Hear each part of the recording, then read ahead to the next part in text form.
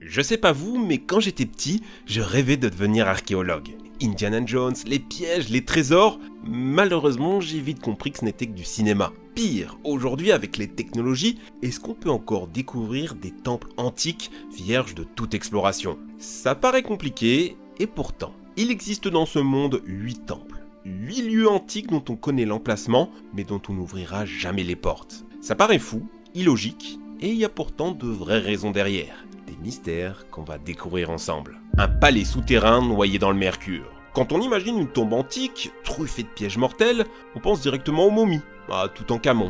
Eh bien, un tel endroit existe, mais pas en Égypte, en Chine.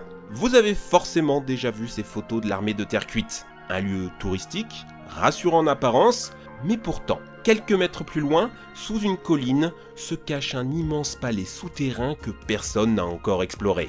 Même le gouvernement en interdit l'accès. Je sais que dit comme ça, on dirait un truc complotiste. Mais vous allez voir, c'est assez dingue. Cette armée de soldats veille sur la dépouille de l'empereur le plus légendaire de Chine, Qin Shi Huang, le père de la Grande Muraille, le premier à avoir réussi à unir la Chine en un seul et immense empire. Il était connu comme mégalo, cruel et surtout fasciné par l'immortalité. Tellement qu'il aurait exécuté les 460 savants qui ont échoué à lui trouver un remède à la mort.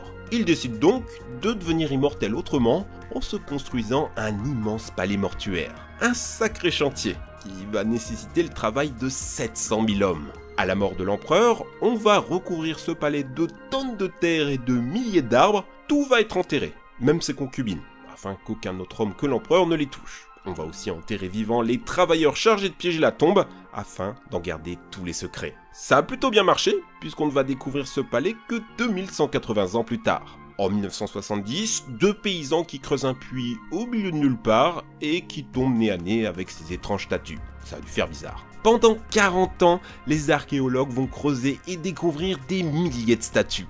C'est sous cette colline que se trouve le palais. On le sait grâce aux textes de l'époque et surtout aux analyses radar. C'est un palais immense de 115 mètres de haut, avec une chambre funéraire somptueuse, de l'or, des trésors, un plafond reproduisant le ciel étoilé avec des perles, des statues pour chacune de ses concubines. Alors pourquoi on n'ouvre pas cette tombe ? Il y a 5 grandes raisons à ça. La première, c'est la peur d'une malédiction. Évidemment, il y a des inscriptions pour maudire les voleurs, plein de gens sont morts mystérieusement à la découverte des statues, bon, c'est un peu comme Toutankhamon.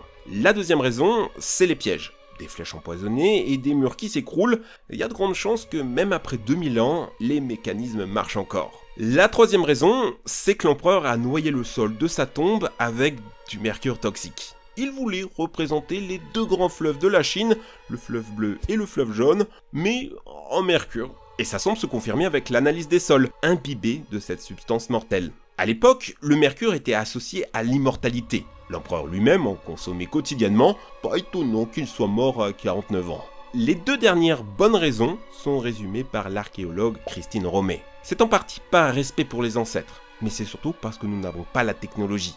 En profanant la tombe de Toutankhamon avec les techniques de 1930, on a perdu énormément d'informations. En Chine, sur le site archéologique, quand nous avons déterré les statues dans les années 70, le contact avec l'air et la lumière leur a immédiatement fait perdre leur couleur. Oui, disons-le, l'archéologie jusqu'ici a été une erreur. Si on a mis autant de temps à découvrir que les dinosaures avaient des plumes, c'est parce qu'on cassait les pierres autour des os fossilisés.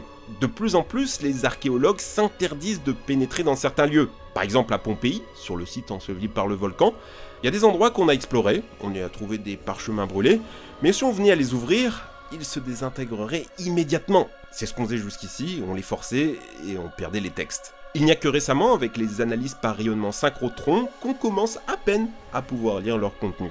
Déterrer ce temple chinois, ça serait détruire beaucoup de trésors archéologiques. La tombe restera donc encore longtemps protégée par ces milliers de soldats qui contentent l'appétit photographique de millions de touristes. La chambre des secrets hindous. Vous connaissez forcément le Taj Mahal. Des millions d'influenceuses Instagram ont déjà pris la pose devant son marbre aux 1000 couleurs quand le soleil vient à se coucher. Mais est-ce que vous êtes déjà demandé ce qu'il y avait à l'intérieur? Parce que c'est pas un palais royal ou quoi que ce soit, c'est une tombe. Une tombe pour une femme dont le roi Shah Jahan était fou amoureux. Alors oui, ce que vous voyez à l'image, c'est l'intérieur du Taj Mahal. 2 tombes. 2 tombes qui sont des cénotaphes, c'est-à-dire juste là pour décorer. Oui, elles sont vides. La vraie dépouille du roi et de sa femme se trouve dans les souterrains du palais. Souterrains qui renferment de nombreuses chambres et passages interdits d'accès, parfois condamnés avec des briques. Alors, qu'est-ce que le Taj Mahal essaye de nous cacher? Pourquoi ne pas ouvrir et explorer ces pièces? La raison officielle, ce sont les dégradations. Le Taj Mahal est fait en marbre et les souterrains, l'humidité, le CO2, le carbonate de calcium, tout ça produit des réactions chimiques qui pourraient faire s'effondrer des fondations déjà bien fragiles. La deuxième raison est purement théorique, mais elle pourrait être religieuse. Le Taj Mahal est un monument islamique. Le roi qui y est enterré est un musulman. Mais il aurait tellement été amoureux de sa femme qu'il l'aurait momifiée, ne respectant donc pas les lois islamiques sur l'inhumation. Elle aurait été enterrée avec des idoles hindoues, et certains témoignages, plus ou moins douteux, relatent l'existence de salles secrètes avec des décorations à la gloire de Shiva. Et ça pose d'immenses problèmes politiques. En tant que monument religieux islamique, les hindous n'y ont pas certains droits, et notamment les histoires de Soussou. Autant dire que ça risque de rester un secret pendant longtemps.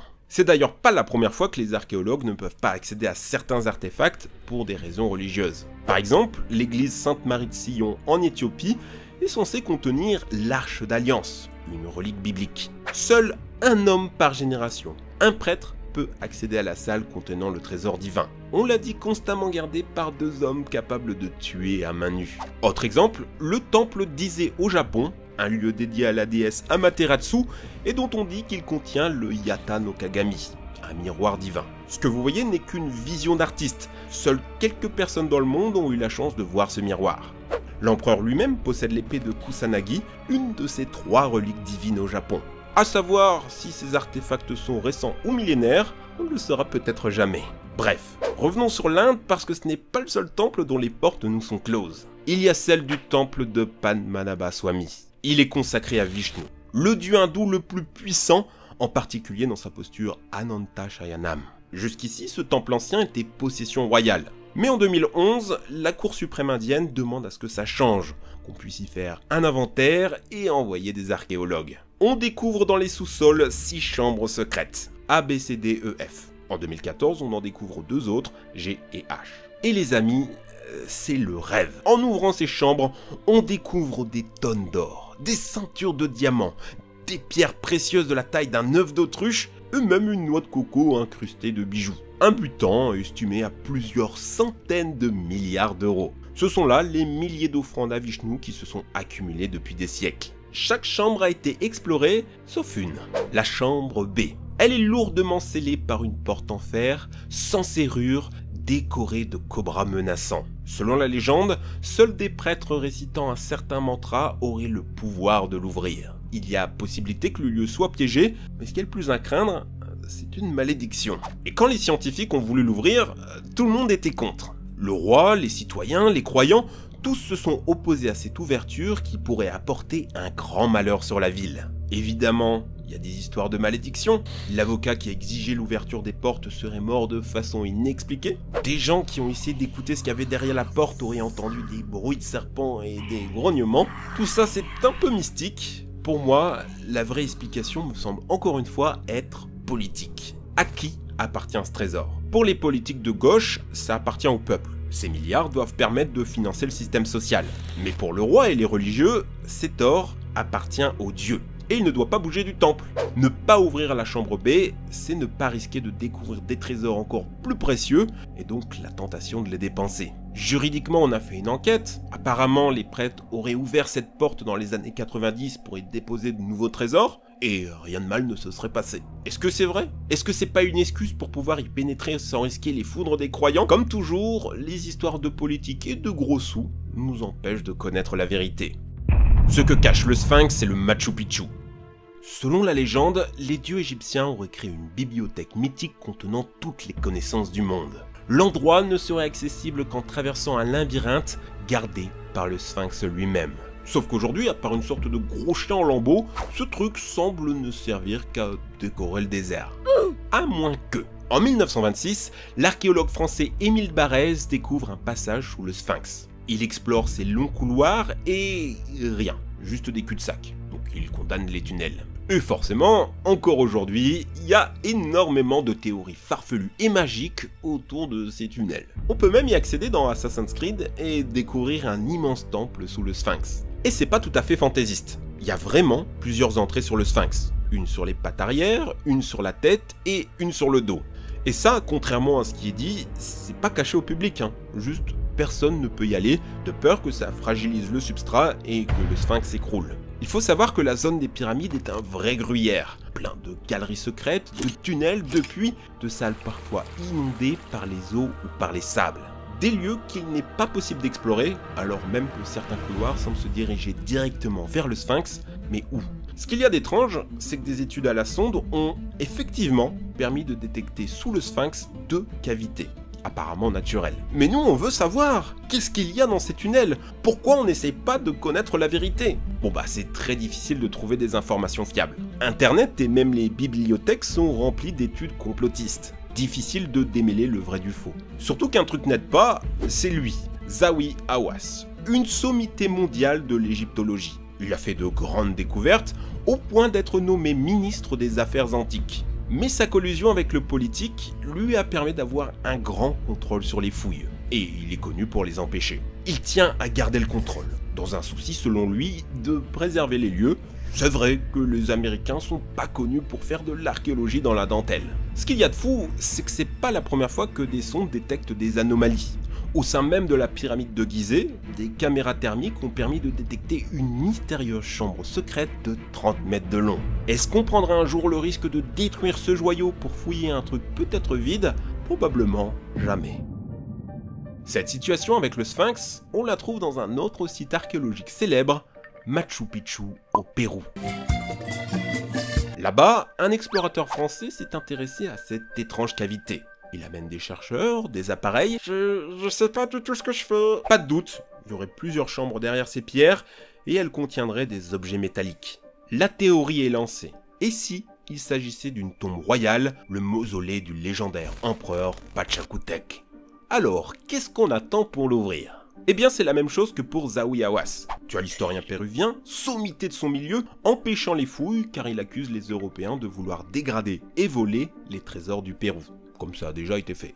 En face, tu as l'explorateur français qui n'a pas une approche scientifique très sérieuse, trop sensationnaliste, et qui accuse l'historien péruvien d'empêcher les fouilles pour obtenir tout le crédit scientifique de la découverte. Et à côté, t'as le gouvernement qui décide de complètement empêcher l'accès au lieu, parce que cette histoire, ça fait du bruit, ça attire les touristes, et donc les dégradations. On en était resté là en 2014, il n'y a pas eu de nouvelles depuis, il suffirait d'enlever quelques pierres pour être sûr, mais non. On ne saura jamais ce qu'il y a derrière les portes secrètes du Machu Picchu.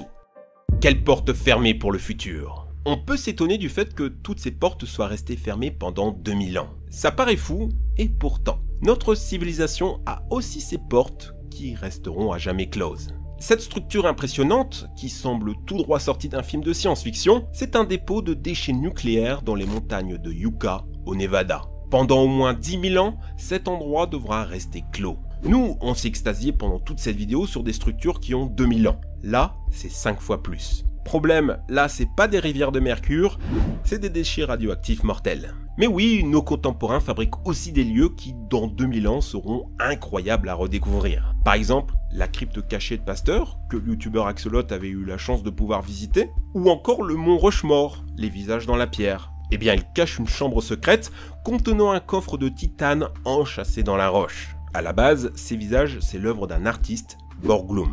Il décida de construire cette chambre et d'y laisser une capsule temporelle, c'est-à-dire des souvenirs de son époque, qui seront peut-être découverts dans 1000 ans quand on ouvrira son coffre. Si ça se trouve, les empereurs antiques avaient la même idée en tête, marquer l'histoire au-delà des âges. Ou souhaitaient-ils simplement être enterrés et ne jamais être dérangés? Ce qu'on souhaite nous-mêmes pour nos parents et grands-parents. De savoir qu'un jour, peut-être, un archéologue ouvrira le cercueil de mon père, c'est pas une idée qui m'enchante. Mais bref, ces histoires, c'est quand même la preuve qu'on peut continuer d'imaginer.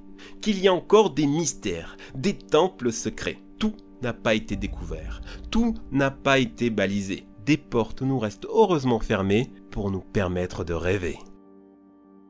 Si ce n'est pas encore fait, pensez à vous abonner à la chaîne, on est bientôt 2 millions d'abonnés, encore un petit effort, ça serait cool de nous aider à atteindre ce but. Vous pouvez nous rejoindre sur Twitter, Trasher, pour découvrir d'autres petites anecdotes historiques. Sur mon Instagram aussi, TrashNeo, pour Lego. Je vous embête pas plus longtemps, je veux juste remercier les monteurs qui font comme toujours un travail incroyable. Merci les amis, ciao!